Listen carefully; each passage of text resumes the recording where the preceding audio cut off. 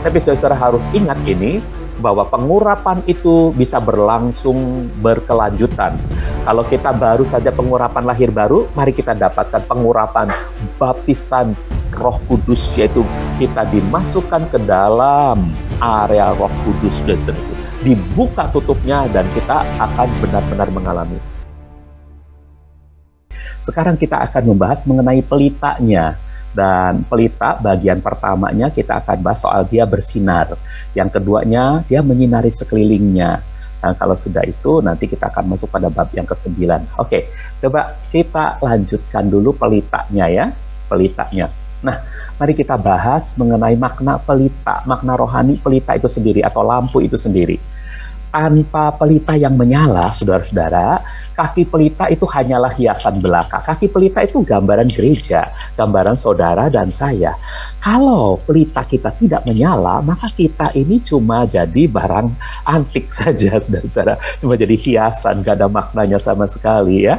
Begitupun gereja harus menjadi terang yang bersinar di bumi ini. Matius 5 ayat 16, jadi kita sebagai pelita harus nyala, harus menyala, saudara-saudaraku. Nanti untuk menyala itu perlu apa? Tentu kita akan tahu nanti ya. Tapi kita harus menyala, saudara-saudaraku. Dan Matius 5 ayat 16 mengatakan, jadi sebagai pelita ini kita harus menyala. Jangan cuma jadi kaki pelita yang nggak ada pelitanya atau nggak menyala pelitanya ya. Oke, nah jadi Matius 5 ayat 16, demikianlah hendaknya terangmu bercahaya di hadapan semua orang, sehingga mereka dapat melihat perbuatanmu yang baik dan memuliakan Bapamu yang di surga. Oke, jadi yang pertama kita harus bersinar, saudara-saudara. Yaitu makna pelita yang pertama, kita harus bersinar.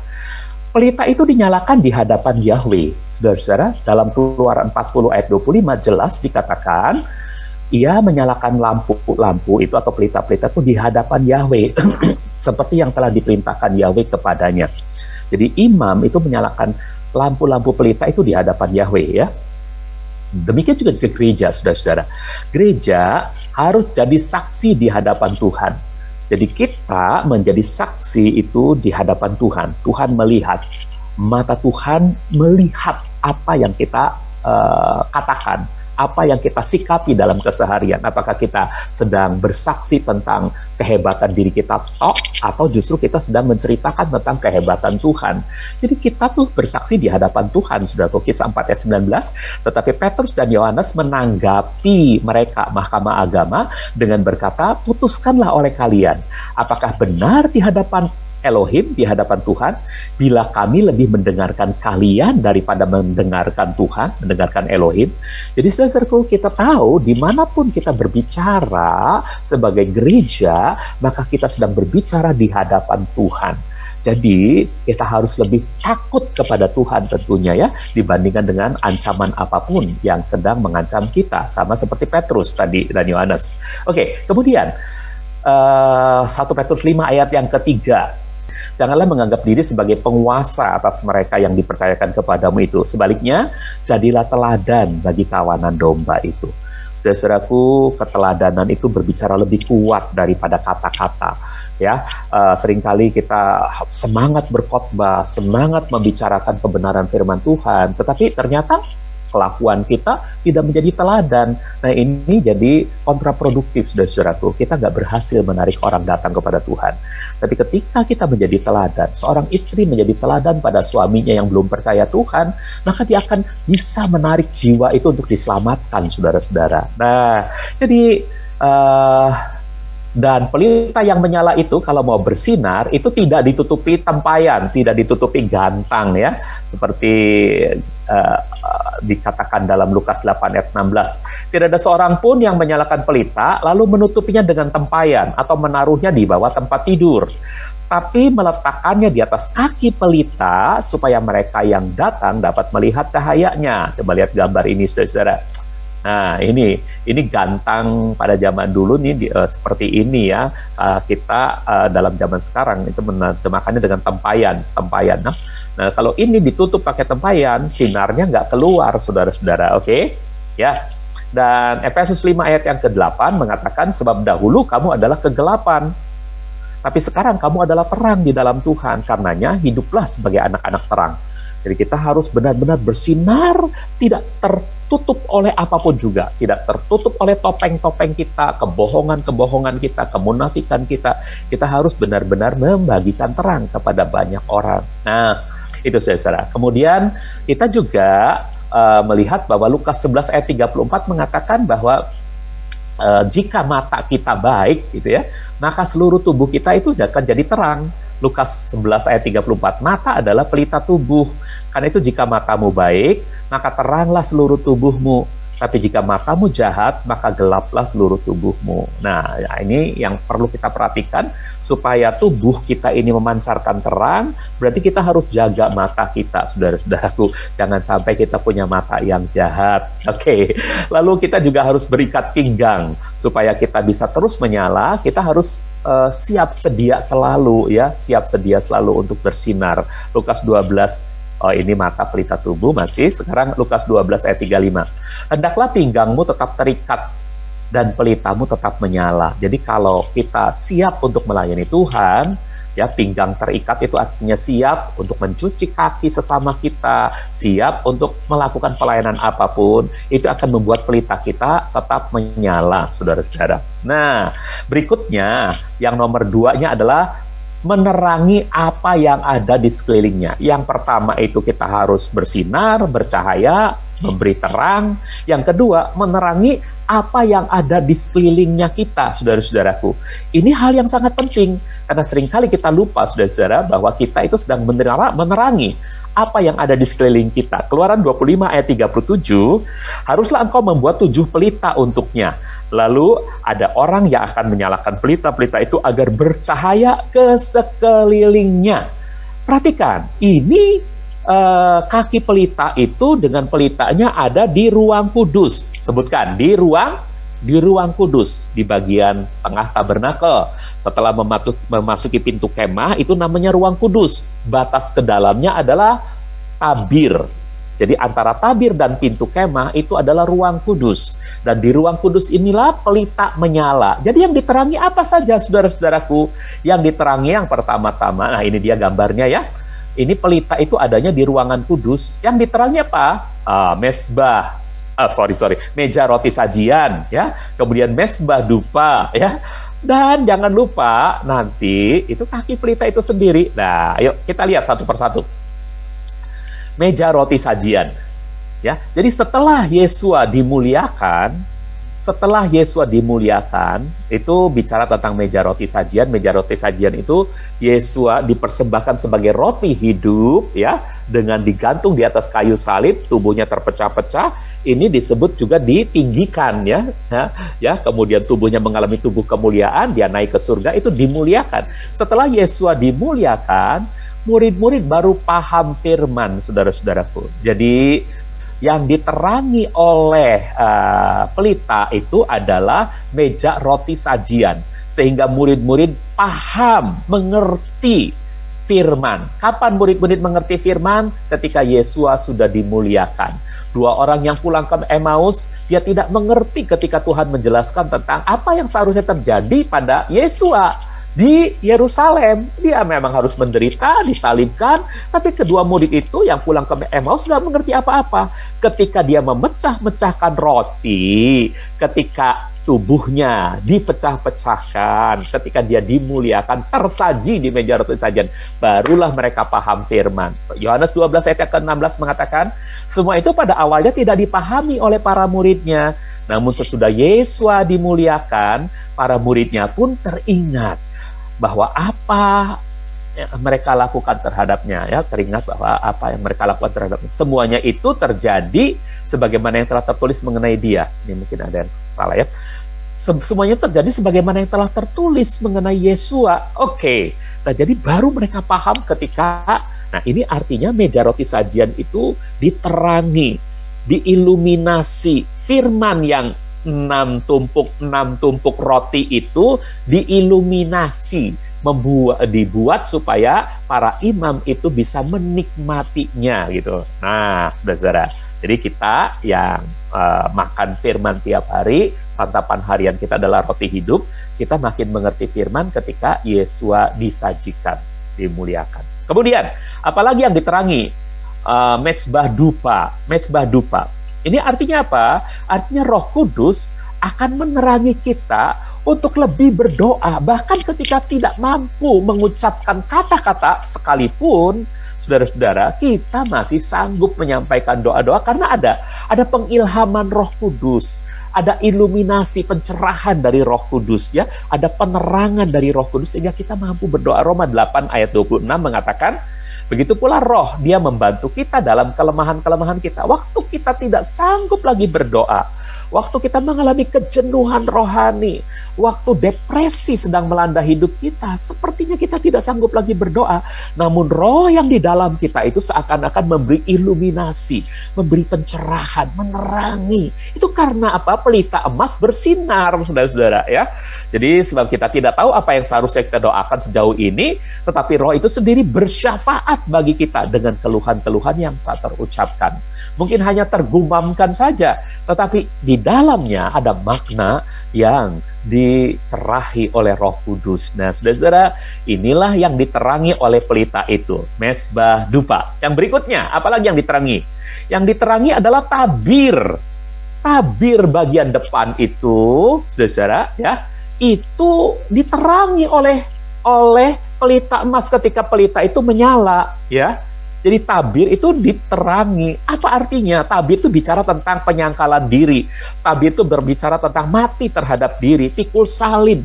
Saudara-saudaraku, sebagai orang percaya, seharusnya lah kita selalu siap mati terhadap diri, selalu siap untuk sangkal diri, selalu siap untuk pikul salib. Nah, ketika pelita emas menyala, maka tabir itu makin jelas, lambang dari sesuatu yang akhirnya tersobek dari atas ke bawah itu makin kelihatan jelas, saudara-saudaraku. Jadi ini bicara tentang menyangkal diri, saudara-saudaraku, mati terhadap diri. Lukas 9 ayat 23 mengatakan, kemudian Dia berkata kepada mereka, kepada semua muridnya, jika seseorang ingin mengikut aku, haruslah ia menyangkal dirinya, memikul salibnya setiap hari, dan mengikut aku. Mengapa ini harus selalu ditegaskan, saudara-saudaraku? Karena seringkali kita lupa. Seringkali kita lupa bahwa seharusnya lah kita turut menderita bersama dengan Dia, bukan karena kita hebat, tidak. Tetapi karena kita ada di dalam Dia. Karena kita ada di dalam Dia, ketika Dia menderita, kita pun seharusnya kita berkata, Tuhan terima kasih kalau aku boleh bersekutu dalam penderitaanmu. Saudaraku, ini akan membuat kita selalu ingat bahwa kita itu hidup karena anugerah di dalam Dia, saudara-saudaraku. Dan pencobaan-pencobaan yang kita alami, artinya ya, penderitaan yang kita alami itu, saudara-saudaraku, itu adalah sebuah penderitaan yang menurut Tuhan itu penderitaan sementara, itu penderitaan yang ringan, saudara-saudaraku, yang bisa kita tanggung tentunya. Nah, saudara-saudara, jadi ada saatnya kita harus mengerti hal ini. Dalam diri kita komitmen, karena diterangi tabir itu, maka kita siap Tuhan untuk memikul salib, siap Tuhan. Nah, yang keempat, saudaraku, apalagi yang diterangi? Yang diterangi oleh nyalanya pelita itu. Yang diterangi adalah kaki pelita itu sendiri, saudara-saudaraku. Kaki pelita itu sendiri. Kalau pelitanya menyala, maka kaki pelita juga kelihatan jelas, terang, saudaraku. Ada terang yang menyinari kaki pelita itu sendiri. Jadi perlu diperhatikan, diri sendiri kita itu jangan sampai kita abaikan, saudara-saudaraku. Kita memikirkan orang lain, kita berkhotbah kepada orang lain, tapi diri kita sendiri akhirnya tertolak. Itu artinya kita tidak sedang menerima terang pada diri kita sendiri, saudara-saudaraku. Kaki pelita bicara tentang gereja. Gereja harus diterangi oleh nyala api dari pelita itu. 1 Korintus 9 ayat 27 mengatakan, tapi aku menggembleng tubuhku dan memperhambanya, supaya jangan setelah berkhotbah kepada orang lain, aku sendiri malah ditolak. 1 Timotius 4 ayat 16 mengatakan, perhatikanlah dirimu dan ajaranmu, tetaplah tinggal di dalamnya, sebab dengan melakukan semua itu, baik engkau maupun orang yang mendengarkan engkau akan diselamatkan. Saudara, jangan lupa, jangan sampai hanya orang yang mendengar berita kita yang diselamatkan, kita jadi calo saja di terminal bis, Bogor, tapi kita tetap ada di Kampung Rambutan, nggak sampai Bogor, saudara-saudara. Ya, oke, saudara-saudara, jangan sampai jadi calo saja, tapi kita juga mengalami. Nah, kemudian yang ketiganya, makna rohani yang ketiganya, masih ada makna rohani pelita yang ketiga. Yang ketiga adalah tentang minyak dan api, tentang minyak dan api. Jadi Nah, ini dia, ini minyak, ini api, saudara-saudara. Ada minyak, ada api. Lalu dari mana minyaknya? Minyak yang terbuat dari buah zaitun yang ditumbuk, Keluaran 27 ayat 20, Bani Israel haruslah kau perintahkan supaya membawa minyak zaitun tumbuk yang murni untuk penerangan, agar pelita dapat menyala terus-menerus. Jadi Bani Israel diperintahkan supaya membawa minyak zaitun dari buah zaitun yang ditumbuk, ya, untuk penerangan, agar pelita dapat menyala terus-menerus. Coba kita lihat minyak zaitun, ini minyak zaitun, ya, ini buah zaitun. Nah, hasilnya adalah seperti ini. Inilah yang akan menjadi bahan bakar bagi menyalanya pelita. Bahan bakarnya, sumber menyalanya pelita itu, saudara-saudaraku, ya. Jadi apa sih minyak zaitun itu, saudaraku? Ini bicara atau lambang dari Roh Kudus. 1 Samuel 16 ayat 13, minyak itu bicara tentang pengurapan. 1 Samuel 16 ayat 13. Oh, ini dulu, saudara-saudara, sebentar. Mengapa firman Tuhan tadi mengatakan orang Israel harus membawa minyak zaitun tumbuk, bukan minyak zaitun giling? Ada yang tahu jawabannya, saudara? Ya, jawabannya gampang. Kalau saudara ikut berpikir bersama saya secara logis, maka saudara bisa menjawab. Kenapa bukan minyak zaitun giling? Waktu itu belum ada gilingan. Mereka sedang dalam perjalanan di padang belantara. Satu gilingan ini beratnya bertonton, saudara-saudara. Jadi nggak mungkin dibawa-bawa, ya. Yang bisa mereka lakukan adalah dengan menumbuk minyak zaitun itu. Mungkin di atas sebuah batu di perjalanan mereka temukan batu yang agak cekung, lalu mereka mulai menumbuk minyak zaitun itu dan dibuat minyak, buah zaitun itu kemudian dibuat jadi minyak. Oke ya, jelas ya, saudara-saudara. Kalau ada pertanyaan-pertanyaan yang memerlukan logika, saudara harus bisa menjawab loh. Oke? Nah, oke. Jadi Roh Kudus menggantikan peran Yesus kapan? Setelah Yesus ditumbuk. Di mana Yesus ditumbuk? Di Getsemani dia ditumbuk. Perhatikan, keringatnya seperti tetesan-tetesan darah. Di sana dia ditumbuk. Via Dolorosa dia ditumbuk, saudaraku, dia terseok-seok, dicambuki, bangun lagi, terseok-seok, sampai nggak kuat menanggung salib. Sampai akhirnya Simon orang Kirene itu dipaksa untuk memikul salib Yesus. Saudaraku, di Bukit Golgota dia ditumbuk. Saudaraku, kayu salib yang ditaruh di tanah itu, kemudian Yesua harus dipakukan kaki dan tangannya di sana, saudaraku. Ketika kayu salib itu diberdirikan, dimasukkan ke dalam lubangnya, bisakah saudara bayangkan betapa nyerinya tulang-tulang yang ada paku itu, saudaraku, ketika salib itu yang ada tubuh Hamasiah tergantung di atasnya, masuk ke dalam lubang, kuclak, gitu. Apa yang terjadi? Sebuah rasa sakit yang luar biasa. Itu Yesua ditumbuk di Bukit Golgota. Bukan hanya di situ, saudaraku, sampai ke neraka dia harus masuk. Sebuah keterpisahan yang mestinya kalau dia bukan Tuhan, maka itu adalah terpisah selamanya di neraka. Tapi karena dia Tuhan, dia bisa mengalahkan neraka, saudaraku. Dia mengalahkan kerajaan maut, lalu bangkit, naik ke surga. Nah, barulah kemudian Roh Kudus diberikan. Iman saya, saudaraku, dalam 2 tahap. Tahap pertama adalah Yohanes 20 ayat 22. Setelah Yesus dimuliakan, saudara-saudaraku, ini baru bangkit ya, belum naik ke surga ya. Yesus mengembuskan nafasnya kepada para muridnya. Lalu Samuel, ini dulu saudara-saudaraku, ini bahwa sorry, ini kelupaan. Ya, 1 Samuel 16 ayat 13, ini bicara tentang Roh Kudus. Lalu Samuel mengambil tanduk berisi minyak itu dan mengurapinya di tengah saudara-saudaranya. Jadi mengurapi di tengah saudara-saudara Daud. Samuel mengurapi Daud yang masih remaja, kemerah-merahan pipinya ya. Maka sejak hari itu dan seterusnya Roh Yahweh menguasai Daud. Sesudah itu Samuel pun bangun dan pulang ke Rama. Nah, lihat Daud yang remaja ini diurapi oleh Samuel. Waktu diurapi menjadi raja, apakah dia langsung jadi raja? Tidak. Ini hanya pengurapan nubuatan. Ini pengurapan pemeteraian, saudara-saudara. Jangan sampai lupa, ada pengurapan pemeteraian, ada pengurapan nubuatan. Oke. Nah, jadi apa yang terjadi dengan kita, gereja? Gereja pun mengalami pengurapan pemeteraian, pengurapan nubuatan Yohanes 20 ayat 22, ya, pengurapan pemeteraian. Sesudah mengatakan itu, dia mengembuskan nafasnya kepada mereka dan berkata, terimalah Roh Kudus. Jadi pada waktu itu, murid-murid dimeteraikan. Murid-murid mengalami lahir baru. Kapan murid-murid lahir baru? Kita, gereja, lahir baru ketika kita percaya bahwa Yesus adalah penebus kita, juru selamat kita, dan Tuhan kita. Nah, murid-murid waktu itu masih menganggap Yesus adalah pemimpinnya, gurunya yang seharusnya berkuasa, bisa menyerang Romawi, gitu ya. Tapi diingatkan oleh Tuhan Yesus bahwa dia memang harus menderita untuk menjadi savior, untuk menjadi juru selamat bagi mereka. Nah, ketika mereka menerima hidup kebangkitan Yesus, maka mereka dilahirkan baru. Ada satu ayat yang mengatakan, Elohim menyuruh roh putranya untuk masuk ke dalam hati kita. Lalu kita menyebut dia Aba ya Bapa, menyebut Elohim Aba ya Bapa. Kapan itu terjadi? Itu pada waktu kita lahir baru, saudara-saudaraku. Jadi Roh Kudus itu masuk ke dalam hati kita, tapi dalam takaran yang kecil, saudara-saudaraku, dalam takaran yang kecil, ya.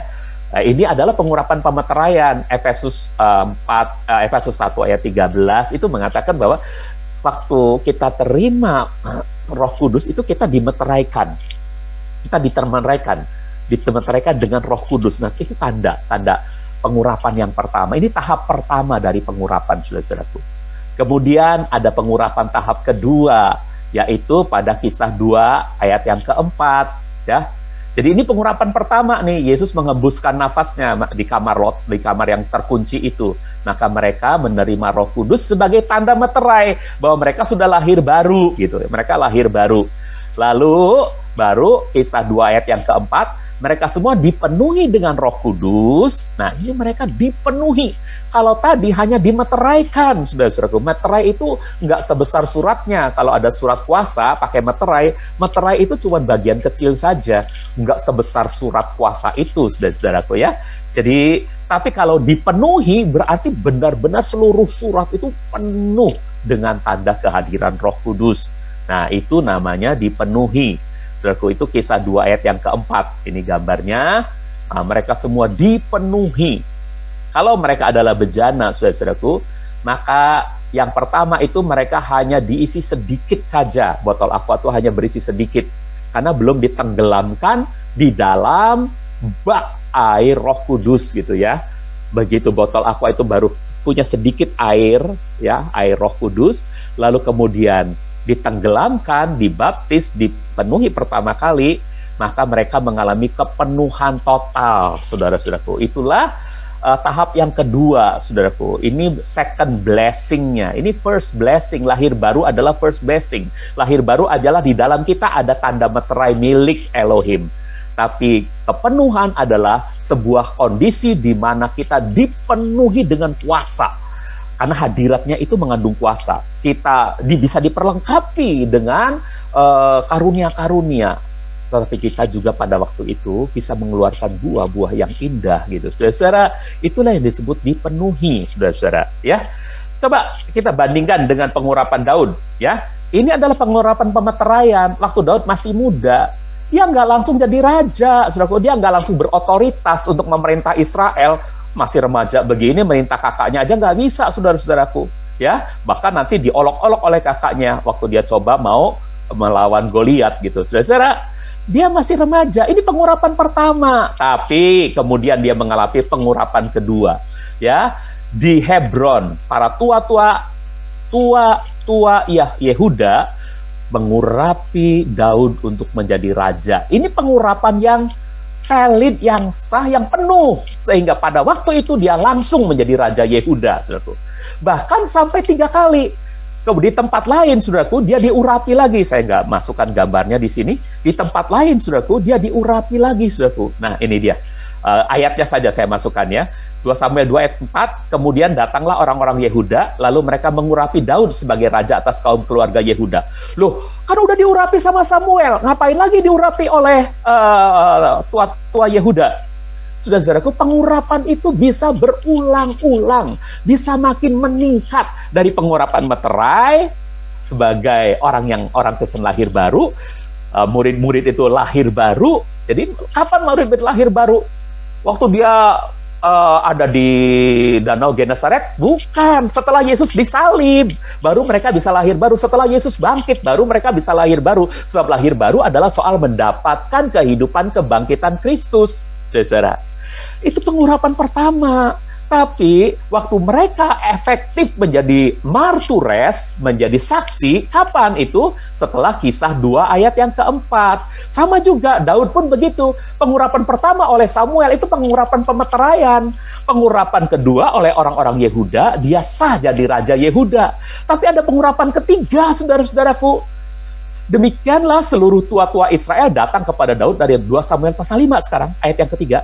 Seluruh tua-tua Israel datang kepada Daud di Hebron, lalu Daud membuat perjanjian dengan mereka di hadapan Yahweh di Hebron. Dan mereka mengurapi Daud sebagai raja atas Israel. Jadi yang disebut pengurapan itu bisa semakin meningkat pada taraf yang lebih besar lagi.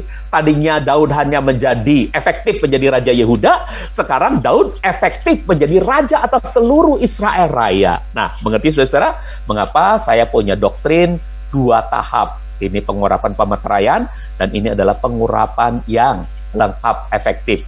Tapi dari pengurapan ini pun masih terjadi pengurapan lagi, saudara-saudara. Nanti saya akan buktikan. Oke, nah sekarang kita lihat sini.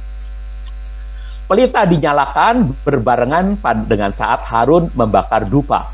Keluaran 30 ayat 8a. Begitu pula ketika Harun memasang pelita-pelita pada petang hari, ia juga harus membakar dupa di atas mezbah itu. Jadi ketika pelita ini dinyalakan, imam ini harus membakar dupa juga, oke? Nah, apinya berasal dari mana? Dari mana imam tadi mendapatkan api untuk menyalakan pelita? Dari mana imam tadi mendapatkan api untuk membakar dupa? Dari perbaraan, saudara-saudaraku. Dari perbaraan itu, saudara-saudaraku, kemudian dia menyalakan pelita-pelita ini. Dia menyalakan dupa. Jadi perbaraan itu ketika ditiup-tiup itu akan keluar apinya, saudara-saudaraku, dan apinya itu untuk menyalakan pelita dan untuk membakar dupa. Jadi saudara-saudara, itu adalah dari api yang bukan api asing. Itu dari api mezbah kurban bakaran. Apinya berasal dari mezbah kurban bakaran. Inilah yang disebut api Tuhan. Karena mezbah kurban bakaran tidak dinyalakan oleh manusia, tapi Tuhan sendiri yang menyalakannya. Dan api itu terus-menerus dipelihara oleh para imam sehingga tidak pernah padam. Jadi kayunya ditambah terus ya. Coba kita lihat saat mulai menyalanya, Imamat 9 ayat 24. Tiba-tiba keluarlah api dari hadapan Yahweh, lalu melalap persembahan bakaran dan lemak-lemak di atas mazbah itu. Ketika seluruh umat itu melihatnya, mereka pun bersorak-sorai lalu bersujud. Jadi api itu datang untuk membakar kayu bakarnya dulu yang ada di bawah. Api ini dari atas turun ke bawah ya. Ya, lihat saudara-saudaraku, saya beri tulisan di sini, api Yahweh turun menyalakan kayu bakar dan menyalakan binatang kurban. Ini belum kelihatan binatangnya ya, coba yang di sini. Nah, binatang kurbannya hanya dinyalakan. Ini oleh api Yahweh, saudara-saudaraku. Dan api dari bara api inilah yang dibawa oleh imam masuk ke dalam ruangan kudus untuk menyalakan pedupaan dan untuk menyalakan pelita-pelita itu, lampu-lampu itu. Nah, ini artinya apa, saudaraku? Artinya bagi kita gereja, kaki pelita emas, ini kalau kita itu bisa penuh Roh Kudus. Nah, ini dia. Ini pengurapan yang ketiga nih. Tadi ini pengurapan yang kedua, saudaraku. Pengurapan pertama adalah Yohanes 20 ayat 22. Pengurapan kedua adalah Kisah 2 ayat yang keempat. Pengurapan ketiga bagi para murid adalah Kisah 4 ayat 31. Yuk kita baca. Oh, ini dulu deh, gambaran ini dulu ya. Nanti dah gambar ini nanti kita baca dulu. Kisah 4 ayat 31. Setelah mereka berdoa, ini lain loh saudara-saudaraku, ini bukan pada hari Pentakosta, ini pada hari berikutnya loh ya. Setelah mereka berdoa, terguncanglah tempat di mana mereka berkumpul. Lalu mereka semua dipenuhi Roh Kudus. Loh, kan udah dipenuhi pada Kisah pasal 2, kok dipenuhi lagi sih? pengurapan itu berlangsung terus-menerus. Ini yang disebut sama seperti hidup kita itu perlu dicas terus-menerus. Baterai handphone kita, baterai handphone kita itu perlu dicas terus-menerus, saudara-saudaraku. Untuk hal yang lebih besar lagi, saudara-saudaraku. Jadi, di sini, dengan orang-orang yang telah diselamatkan, semuanya berdoa, terguncanglah tempat di mana mereka berkumpul.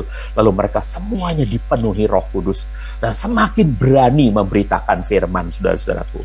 Jadi, saudara-saudaraku, jangan sampai lupa api Tuhan, jangan sampai kita tinggalkan ya. Jangan sampai sama seperti ini Nadab dan Abihu. Seharusnya api yang dibawanya adalah api yang diambil dari sini. Tapi dia menyalakan sendiri, saudara-saudaraku. Dia menyalakan sendiri dengan cara dia menyalakan sendiri apinya. Mungkin zaman itu sudah ada batu api, saudara-saudaraku. Dia nyalakan sendiri. Ini adalah api asing. Seharusnya dia ambil dari sini, ya. Bukan api asing. Gereja pun bisa penuh Roh Kudus jika mau bersatu dengan mezbah kurban bakaran. Apa tuh mezbah kurban bakaran? Dalam kematian Hamasiah, Roma 6 ayat yang ke-8 mengatakan, setelah mereka berdoa, terguncanglah tempat, Roma 6 ayat 8. Jika kita telah mati bersama Hamasiah, maka kita percaya bahwa kita juga akan hidup bersama dia. Nah, saudara, kemudian pelita, makna pelita yang ketiga, minyak dan api, itu ada gambaran juga dalam Sakaria 4 ayat 2 dan 3. Dalam Sakaria 4 ayat 2 dan 3 ada firman berbunyi begini. Lalu ia berkata kepadaku, apa yang kau lihat? Aku menjawab, aku lihat tampak ada sebuah kaki pelita yang seluruhnya terbuat dari emas, dan di atasnya ada tempat minyak. Kaki pelita itu mempunyai 7 pelita. Persis ya, seperti gambaran kita punya ya. Dan masing-masing pelita tersambung dengan pipa ke tempat minyak yang ada di atasnya itu. Di dekatnya ada 2 pohon zaitun, satu di sebelah kanan tempat minyak, dan satu lagi di sebelah kirinya. Saudara, penglihatan Sakaria tentang kaki pelita atau kaki dian dengan 2 pohon zaitun itu menjelaskan bahwa suplai minyak dari kedua pohon zaitun itulah yang memungkinkan pelita bisa menyala. Ini gambarnya, saudara-saudaraku. Ini adalah pelita emas kaki pelitanya, lalu ini pelita-pelitanya, tapi setiap pelita itu ada saluran ke tempat minyak. Tempat minyaknya dapat minyak dari kedua pohon zaitun. Pohon zaitun yang sebelah kiri, pohon zaitun yang sebelah kanan, memberikan minyaknya ke tempat minyak, dan tempat minyak menyalurkan ke setiap pelita. Maka menyalalah pelita itu. Dan saudara-saudara, itu apa maknanya? Saudara-saudara, itu adalah makna dari Yesua, ya, sang terang, sang api surgawi, dan Ruach HaKodes, Roh Kudus, ya. Gereja dengan dirinya sendiri. Jadi kaki pelita ini, saudaraku, tanpa ada pohon zaitun, tidak bisa menyalakan pelitanya. Gereja dengan kemampuannya sendiri tidak bisa bersinar, saudaraku. Hanya karena adanya Yesua dan adanya Ruach HaKodes, maka kita bisa mendapatkan minyak dan kita bisa menyalakan nyala api kita. Siapa ya Yesua? Yohanes 8 ayat 12 mengatakan, selanjutnya Yesua berbicara lagi kepada orang banyak, katanya, akulah terang dunia. Siapa yang mengikut aku, ia sekali-kali tidak akan berjalan dalam kegelapan. Sebaliknya, ia akan mempunyai terang kehidupan. Jadi gereja memiliki terang kehidupan gara-gara menyatu dengan Hamasiah Yesua. Begitupun Roh Kudus, ya, Wahyu 4 ayat yang kelima. Lalu dari tahta itu keluarlah kilat, guntur, dan berbagai suara, serta 7 obor yang sedang menyala di depan tahta itu. Itulah ke-7 roh Tuhan. Jadi ke-7 roh Tuhan itu menyala seperti api obor. Nah, kalau ini, saudara-saudaraku, menyatu dengan kita, maka api itu akan membuat kita bisa bersinar. Gereja mampu bersinar. Lukas 12 ayat 35, hendaklah pinggangmu tetap terikat dan pelitamu tetap menyala. Saudara, ini anugerah. Ini bukan karena kita hebat, tapi benar-benar kita disuplai oleh minyak dari Yesua dan dari Ruach HaKodes. Nah, tapi saudara harus ingat ini, bahwa pengurapan itu bisa berlangsung berkelanjutan. Efesus 5 ayat 18 mengatakan penuhlah dengan Roh Kudus, dan kata penuhlah di situ adalah sebuah kata yang tidak berhenti satu kali, saudaraku. tapi itu adalah perpetual, sebuah kata yang akan terus-menerus, penuhlah terus-menerus gitu, saudara-saudaraku. Jadi Tuhan mengharapkan kita, saudaraku, ketika sudah dapatkan pengurapan yang pertama, kita bertambah lagi pada pengurapan berikutnya, ya. Kalau kita baru saja pengurapan lahir baru, mari kita dapatkan pengurapan baptisan Roh Kudus, yaitu kita dimasukkan ke dalam area Roh Kudus, saudaraku. Dipenuhi bejana kita yang tadinya hanya berisi sedikit air itu sekarang dibuka tutupnya dan kita akan benar-benar mengalami. Saudara-saudaraku, lalu mungkin sudah bertanya, ini saya nggak lanjutkan pelajaran ya, saya akan jelaskan sedikit mengenai 2 tahapan itu. Mungkin saudara bertanya, tapi Pak, masa roh bisa dibagi-bagi? Bisa, ayatnya ada, saudaraku, roh itu bisa terbagi-bagi, ya. Dari Musa dibagikan kepada ke-70 tua-tua, bisa dibagi-bagi. Dan apalagi, saudara-saudaraku, ya itu dia, ketika pengurapan Daud, ya, pertama, ya kedua, ketiga. Kemudian pengurapan murid-murid Tuhan. Yang pertama adalah pengurapan lahir baru, Yohanes 20 ayat 22, kemudian pengurapan dipenuhi Roh Kudus pertama kali, kemudian pengurapan berikutnya pasal 4. Tadi kan pasal 2 pencurahan Roh Kudus, pasal 4 itu pengurapan lagi, saudara-saudaraku. Dan ini harus kita alami. Karena apa, saudaraku? Begini, saya beri ilustrasi kecil saja.